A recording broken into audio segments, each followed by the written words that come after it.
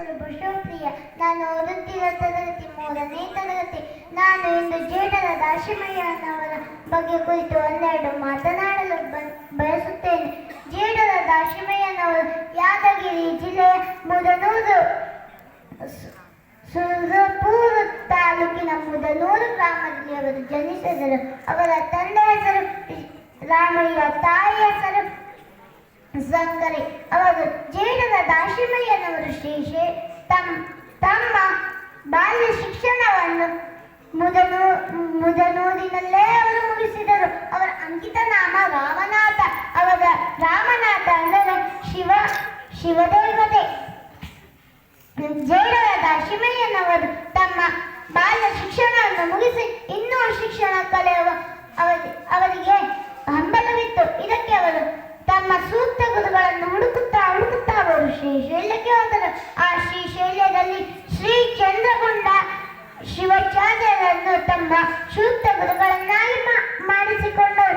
ಮತ್ತೆ ಬಸವಣ್ಣ ನೀಲಾಂಬಿಕೆ ದಂಪತಿಯರು, ಕಲ್ಯಾಣಮ್ಮ ಮತ್ತು ಅರಳಯ್ಯ ದಂಪತಿಯರು ಮತ್ತು ಮಲ್ಲಿನಾಥ ಮತ್ತು ಮಹಾದೇವಿ ದಂಪತಿಯರು, ರಾಯಲಕ್ಕಿ ಮಾರಯ್ಯ ಮತ್ತು ಲಕ್ಕಮ್ಮ ದಂಪತಿಯರು. ಅವರಿಗೆ ಕೂಡ ದಾಂಪತ್ಯ ಜೀವನಕ್ಕೆ ಕಾಲಿಡಬೇಕೆನ್ನಿಸಿತು. ಅವರು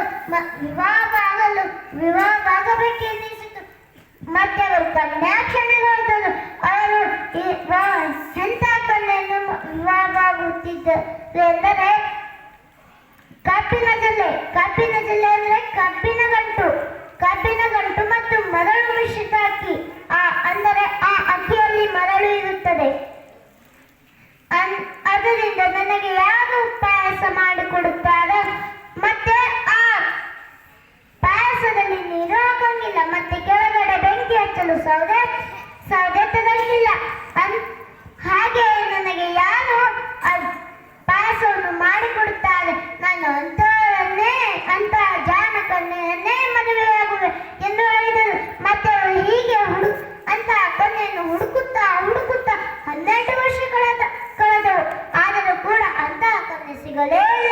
ಮತ್ತೆ ಅವರು ಅಂತಹ ಕನ್ಯೆಯನ್ನು ಹುಡುಕುತ್ತಾ ಕಲಬುರಗಿ ಜಿಲ್ಲೆಯ ಅಫಜಲ್ಪುರ ತಾಲೂಕಿನ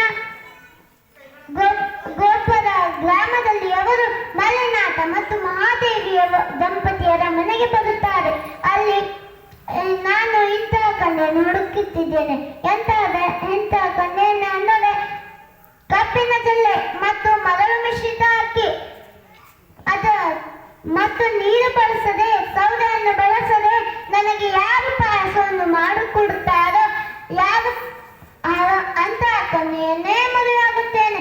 ಅಂತಹ ಕನ್ಯೆ ನಿಮಗೆ ಗೊತ್ತಿದ್ದರೆ ಸಿಕ್ಕಿದ್ದರೆ ನನಗೆ ಹೇಳುವಿರಾ ಎಂದು ಕೇಳಿದಾಗ ಪರಮಾಶ್ಚರ್ಯರಾಗುತ್ತಾರೆ. ಮಹಾದೇವಿ ಮತ್ತು ಮಲ್ಲಿನಾಥ ದಂಪತಿಯರು, ನಿನಗೆ ಈ ಜನ್ಮದಲ್ಲಿ ಎಂಥ ಕನ್ಯೆ ಯಾರೂ ಸಿಗುವುದಿಲ್ಲ ಎಂದಾಗ ಒಳಗಿದ್ದ ದುಗ್ಗಳೆ ಹೊರಗೆ ಬಂದು, ದುಗ್ಗಳೆ ಎಂದರೆ ಮಲ್ಲಿನಾಥ ಮಹಾದೇವಿಯವರ ಮಗಳು ದುಗ್ಗಳೆ ಬಂದು, ಅಪ್ಪ ಅಂತ ಕನ್ಯೆ ಯಾಕೆ ಸಿಗುವುದಿಲ್ಲ,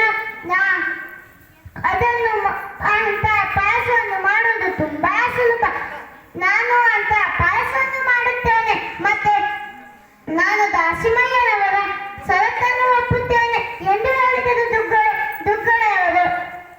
ಈ ಷರತ್ತನ್ನು ಹೇಳಿ ಅವರು ಹೇಗೆ ಪಾಯಸ ಮಾಡುತ್ತಾರೆ ಎಂದರೆ ಆ ಕಬ್ಬಿರುತ್ತದಲ್ಲ, ಅದನ್ನು ಸಿಪ್ಪೆಯನ್ನು ತೆಗೆದು ಕಬ್ಬಿನ ರಸವನ್ನು ಹಿಂಡಿ ಅದನ್ನು ಪಕ್ಕಕ್ಕೆ ಇಡುತ್ತಾರೆ.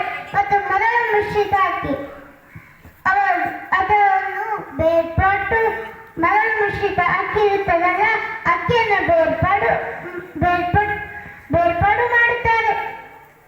ಮತ್ತೆ ಅದನ್ನು ಸಿಪ್ಪೆಯನ್ನು ಸುಲಿದಿದ್ದರಲ್ಲ, ಕಬ್ಬಿನ ಸಿಪ್ಪೆಯನ್ನು ಸುಲಿದಿದ್ದರಲ್ಲ, ಅದನ್ನು ಸ್ವಲ್ಪ ಹೊತ್ತು ಒಣಗಿಸಿ ಅವರು ಸೌದೆ ಹಚ್ಚಬಾರದು, ಬೆಂಕಿ ಹಚ್ಚಲು ಸೌದೆ ಇಕ್ಕಬಾರದು ಎಂದು ಹೇಳಿದರಲ್ಲ, ಅವರು ಬೆಂಕಿ ಹಚ್ಚಲು ಕಬ್ಬಿನ ಸಿಪ್ಪೆಯನ್ನು ಬಳಸಿದರು.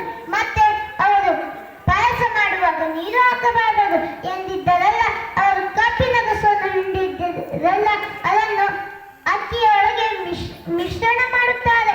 ಮತ್ತೆ ಹೀಗೆ ಅವರು ಕುದಿಸಿ ಪಾಯಸವನ್ನು ಮಾಡಿ ದಾಸಿಮಯ್ಯನವರಿಗೆ ಕೊಡುತ್ತಾರೆ.